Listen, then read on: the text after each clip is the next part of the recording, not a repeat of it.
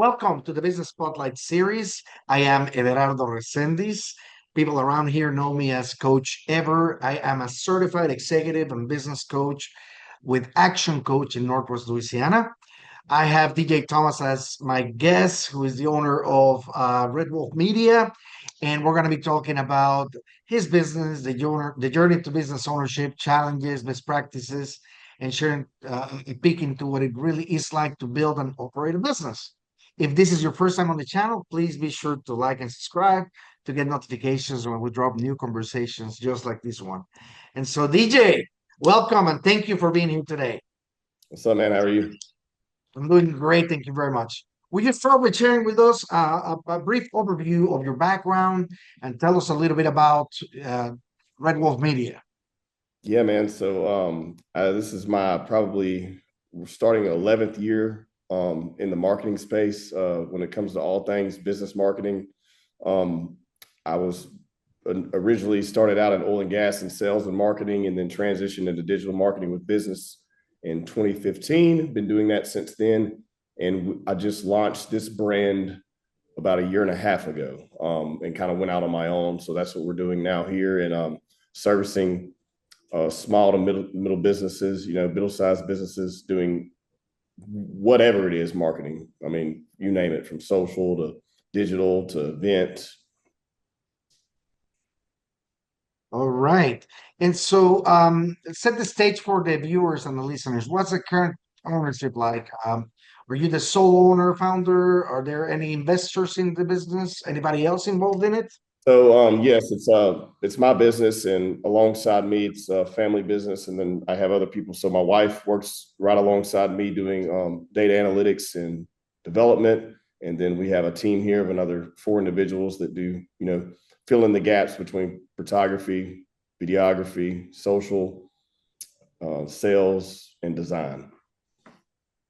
Very good, very good. And so, what's your role in the business at this point? What do you do on a day-to-day basis? So I'm the president, man. So that comes with everything, from the janitor to the salesman.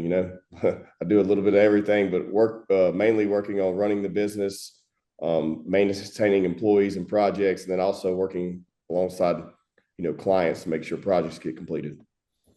You're the man with all the hats. Pretty much, yeah. All right, I love it. And so when you look at these roles that you have today, there's of course the demands of your business, things that you need to be working on regularly. Let's call that, the in the business kind of stuff, the selling, the getting out there to coordinate things, to make sure everybody's doing what they're supposed to.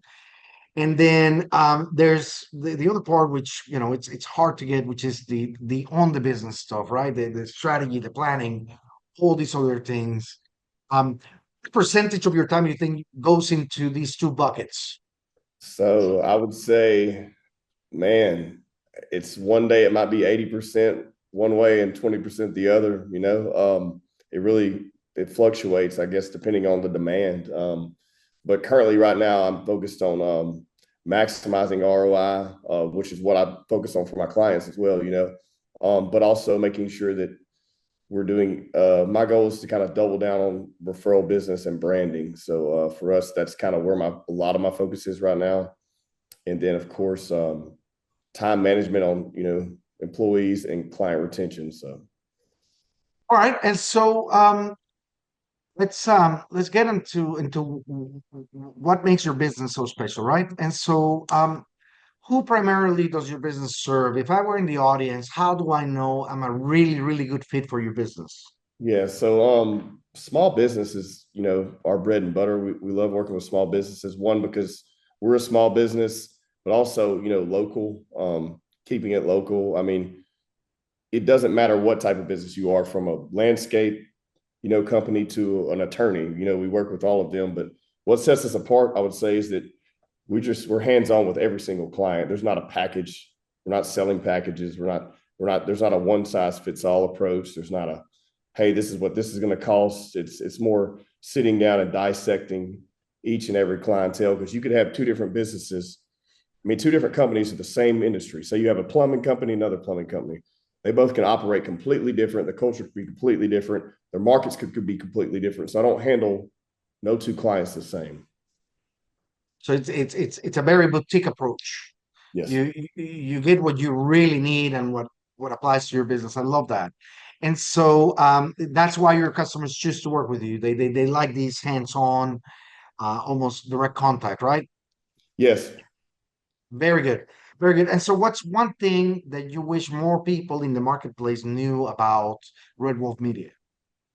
Um, I just wish that I think it's a kind of a canned answer because I think so many people have wasted so much money doing marketing, whether it's working with the wrong company or doing it the Yes. wrong way themselves. I think people just need to know that what we do is we sit down and we figure out what's going to work for you.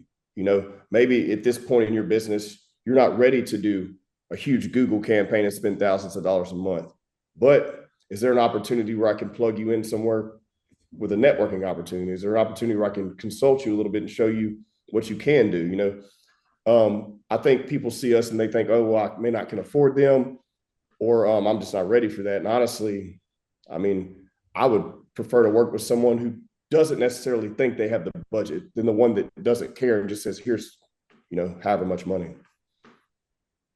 So it really is more about defining what may be available and works for you Yeah. as a business, right? Very cool. And so this leads me to marketing, right? You're a marketing company, I don't know if it applies to you, but it's like that old adage of, in the house of the plumber, there are leaks all over the place. Yeah. And so Yeah. this is an area, this is something vital for every business, right? Marketing is day in, day out. That's what we do. Um, but it's an area that most people struggle with because there's so many options, so many things to do. I'm Mhm. always curious to what businesses do to really give a structure to marketing. Yeah. How do you go about marketing your business? So ours is extremely unique because honestly, if I'm doing most of any marketing I do on any social space, is us actually trying to give valuable information, or it's us actually marketing our clients, which is funny, right? So, for instance, I do a project for a client. I spend X amount of budget marketing that project for that client. So I'm already giving them, not only did I do the project, but I'm also saying, here's what we did for this company. Here's their culture and their values. And I kind of prop them up. Inadvertently, that markets us without saying, hey, call us. I do no sales calls. I do no approach to where it's like, we're Red Wolf Media, call us for XYZ. We don't do any of that. We are constantly running branding everywhere. So if you see us in, you know, digital marketplaces, billboards, events, any type of Google just placement ads, I do that. We do branding. I will say that. And I think it's extremely important for any business to have a good marketing strategy. But for us, we just want you to know who we are. We don't care to sell to you. We just want you to know who we are. And eventually you'll see someone who worked with us or hear from them. And then hopefully we hear from you. Right. And so, um, you know, this looks like you use several strategies at the same time to reinforce that branding Yeah. approach, right? How do you determine where to go with it? Because everything costs money, right? And there has to be a return on investment. Like you said, most of your focus is on return on investment, right? Yeah. I So, mean, for how my do you come clients, up with that package for you?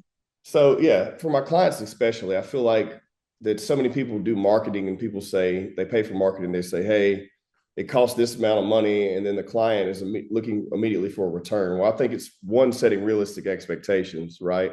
And saying, okay, this is what we need to do. This is how we're going to get a return on it. And then once we get that, then we'll expand into other things. I will say that I don't look at ROI fund. For me, I just would establish a budget for us and say we're spending $500 a month on branding. Just throw a number Yeah, out there. I'm not looking for an ROI on that. I just expect to spend that with no ROI for me because I know we're branding. I look more for an ROI on things like referrals, making sure that I'm, answering those referrals, tending to them properly, making sure that, we've gotten on top of those things, and that's where I chase most of that. So a lot of my time is spent physically moving around. I would think advertising dollars for me, I don't even think about more than my time is more valuable, if that makes sense. So I spend Yes. a lot more time fielding calls and referrals. And that essentially would cost me more, honestly. All right, DJ. And so let me perhaps put it a different way. In the business world, right? Everybody needs marketing. Everybody needs to Right. do many things through, advertising to the kind of service that we provide, how we carry product or service through that, Sure. lifespan. Um, and so the difficulty for most people is that balancing act between, you know, continuing, giving a strategy, see, for example, social media or Google Ads. Google Ads are simpler, I guess, because you get a very quick response to Right. how much money I'm putting in, how much it's costing me to bring Right. business, right? But things like billboards, or is in advertising, for example, they're a lot more difficult to track. Yeah. And so the complaint that I hear most of the time is, we have tried many things and we cannot tell whether anything has worked. Yeah. How do you shift that mindset for people? So I'm extremely honest. You're not gonna see immediate ROI on a billboard ever. That's a branding, expense, and that needs to be over here. Advertising expense, branding expense. Those two need to be separated, right? So say you have $1,000 a month to spend on marketing, spend 250 on branding, spend 750 on Google Ads. You're gonna measure your ROI immediately. As you get the ROI in on Google Ads, you create more money to do more Google ads and more branding. But those people that say I can't track radio or billboards, a lot of times you can't. But it doesn't mean they're not necessary. It just means Right. maybe the budget should be smaller for those than the ones for the targeted ROI ads. So yeah. It's just a little bit more difficult for the business owner today to be able to make the decision to put in, I don't know, $1,500 on a billboard, right? Oh yeah. Which may not be a big for some people, right? It will not be a very big expense, but continuously justifying it without seeing a direct result is really where the challenge lies. Yeah. But you're right. The way to do it is don't go for one thing, Yeah. do several so that your messaging gets across all these channels to the right people. And so thank you for that. And so, you continuously receive inquiries of people. How do you track your leads? Do you have a CRM? How do you make sure that nobody falls through the cracks? So I'm a president of a BNI chapter. I've been doing that for 8 years.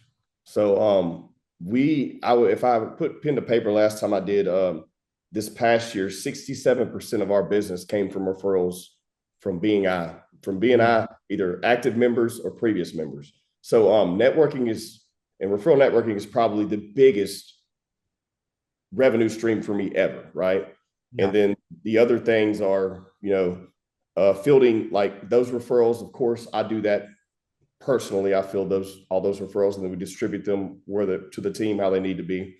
And then as far as website inquiries based on Google ads and stuff like that, they come in, we filter those, and then once again, I still haven't let that part go of this company. So I field everything. I field everything and distribute where it needs to go. One, because I have more experience and years doing so.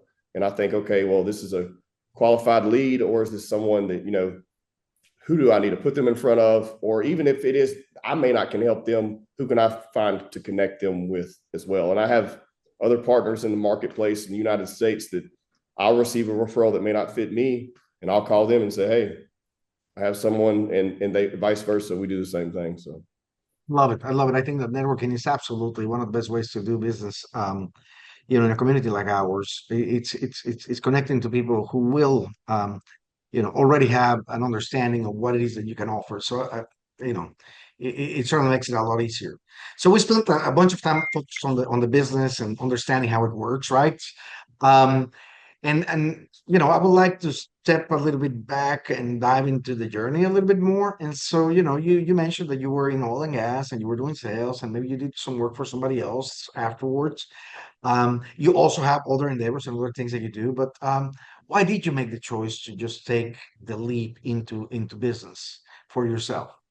So I had a previous partner reach out essentially, and he was just like, "Hey man, we're starting this, and I think he'd be a good fit to do sales." And it was scary for me because I never really been in a professional atmosphere. It was always a drive up to an old rig and deal with people, but I guess they just saw potential in me being good at customer service, and I think that's what honestly the best trait you can have for any business. I tell people all the time, it's like, look, being that I've been doing marketing so long, essentially, if you gave me a business that whatever model it may be, and you gave me one employee that had great customer service, we could make it profitable in a year. It That's right. just it's just that simple. But so I just took those traits from that hands-on approach and how I dealt with clients because everything in oil and gas is relationship based. It's relationship based and cost based, which is similar to business, right? They'll make a lot of changes and they'll look at dollars and they'll cut costs, but at the end of the day, if they don't have the relationship with you, you're not getting the business. There you go.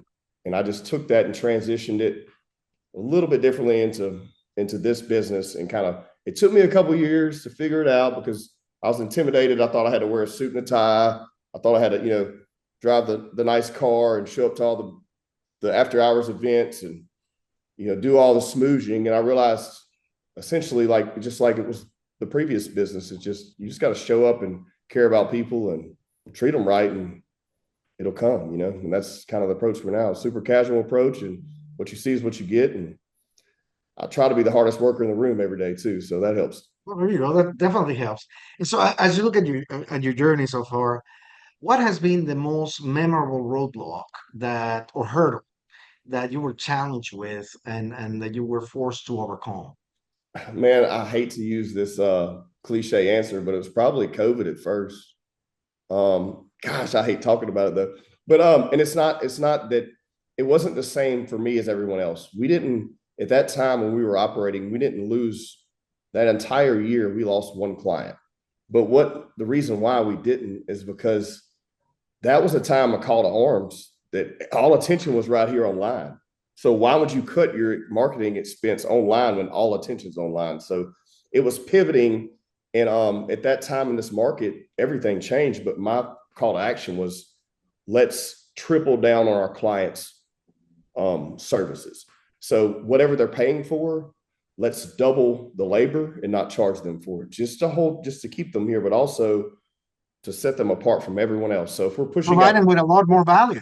Yes. If we're pushing out content 3 times a week, now we're doing it 6 times a week. If we're doing it once a day, now we're doing it twice a day.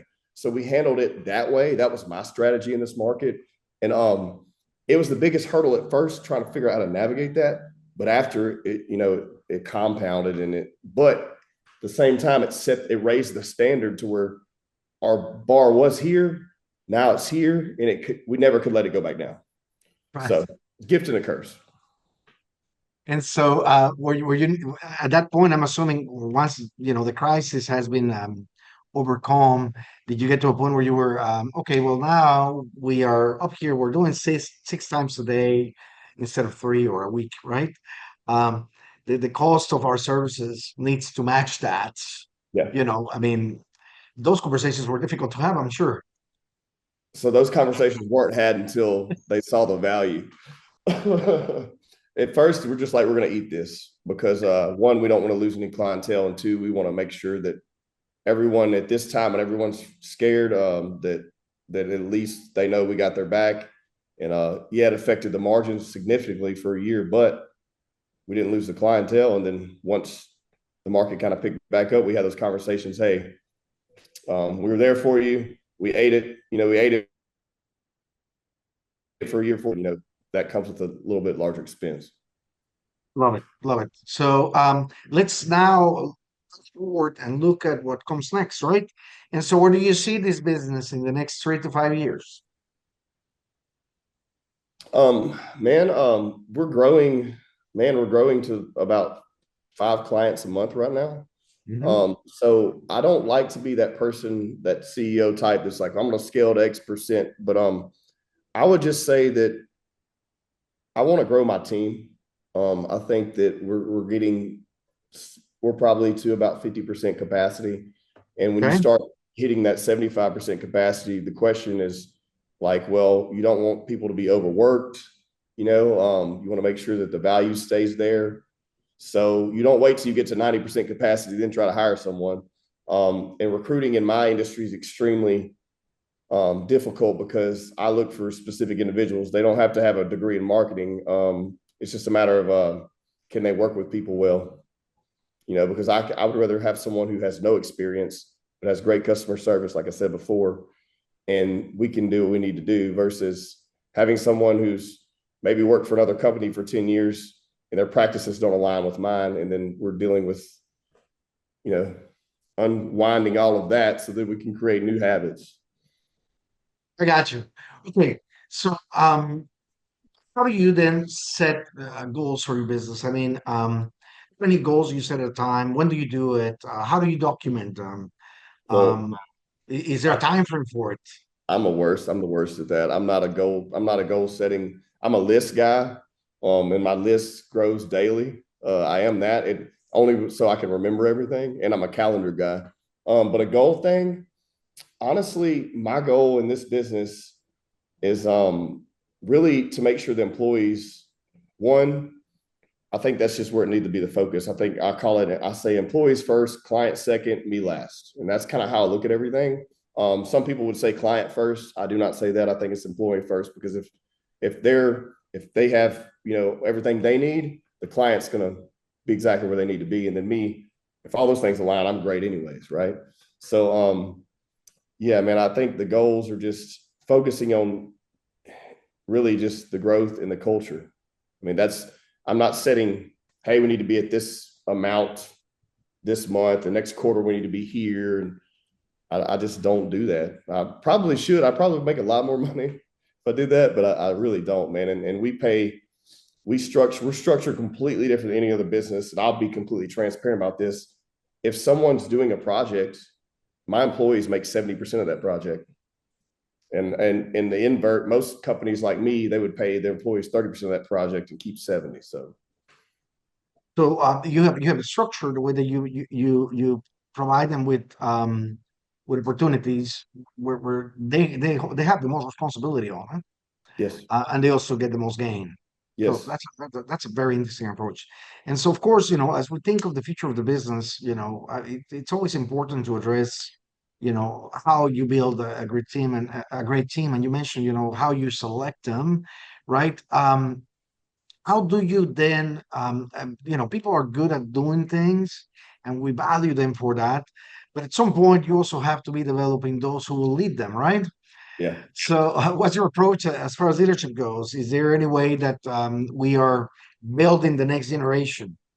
Yeah, so that's the next. That's kind of, I would say, if we're looking at goals, that's the next goal for me is that, and that has to be even more unique individual, right? If it's gonna fit in the structure and culture of how this company's been built.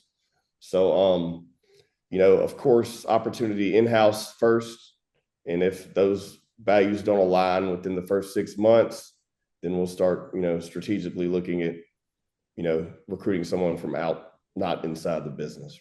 Right. I mean, sometimes it works, depending on your needs, but those things become pretty obvious, right? Like that skill set that you need isn't available in there, and you may not have the time to develop it in-house. And that normally comes from your level of occupation. If you're too busy, then that sort of drives you towards that. And so I know that these skill set that your people have, anything that has to do with marketing and technology, it's in good demand, right? And so, how do you make sure that you keep your people? Is there anything in particular that you think it's important for people to consider when they have good employees? Repeat that What would question. you recommend to people, to keep their employees, like in markets that Oh, they're well regarded, there's demand for their skills. you have to make it I'm sorry, DJ. I don't know what happened. We're Apparently, I back. lost We're good. my connection. I caught your question though. So for employees, yeah, you have to make it impossible for them to leave. So that being said, making sure they have what they need, and making sure they're making plenty of money. The problem is always the money. I think people get comfortable and they work with employees and they get dependent upon them, but they also get dependent upon them making so much money they're not willing to give them a profit, or increase in their pay. But I really think it really is those two things: making sure they're happy and making sure they're making enough money. And by them That's a being big happy, it could be a lot of things. It could be, are they able to take off and go to their kids' functions? Do they have plenty of vacation time? But there's a fine line. If you're too lenient, then it doesn't become a great employee anymore. It becomes somewhat of an obligation. Love it. Love it. Love it. Love it. Okay. So, we have certainly covered a lot of ground in this conversation today, DJ. And for those people who are watching, I highly encourage you to save these and come back a few times for an additional watch. Um, there's a lot of great nuggets here, so let's make sure that we do that. And as we begin to wrap up, DJ, I have a few rapid fire questions. Okay, so quick, go-ahead answers for each. Are you ready? Good. What is the key to success for you? Man. For me, I just think it's man, that's hard. I think it's just enjoying what you do every day. Very good. That's really it. What would you advise, or your one piece of advice for other business owners? Oh, you need to sleep less and work more, especially if you're in your first 5 years. If you're not willing to do so, you need to get into a business where you work for someone and you're not the one who's the owner. Yeah, that's right. Hey, a lot of people get into this and they think that, they have control of their life. So, they can take it easy. But like you said, at first it's all hands on deck all the time, until you're beyond that hill, right? And so, what is one book that you're reading right now or have read most recently that you think everybody should get their hands on? Um, Man, that's a tough one for me too. I'm not a big book guy. I used to be. I really like David Goggins. I'm in that middle that I won't say the name of his book because it's not appropriate, but David Goggins, he has two great books. It'd be F Your Feelings. That's one of them. But those are just conversations of mental fortitude and not giving up. Very good. So now we need to look for David Goggins and look for those books. Maybe we'll put a link down there on the video. And so, if you had only one area of your business that you could immediately improve tomorrow, what would that be? Oh, it would definitely be growing the team. Very good. And so, before we get into the final question of the day, how can other people learn more about you or your company? How can they get in touch with you? Okay, so yeah, we're on every single platform. Red Wolf Media is on Instagram at redwolfmedia.co. Website is redwolfmedia.co. You can find us on Facebook as well. We're sharing constantly sharing value, trying to encourage people to help them in their marketing efforts themselves, and then also sharing our clients' projects and marketing efforts we're doing for them. Love it, love it, love it, love it. And so, for the last question, what do you find inspires you today?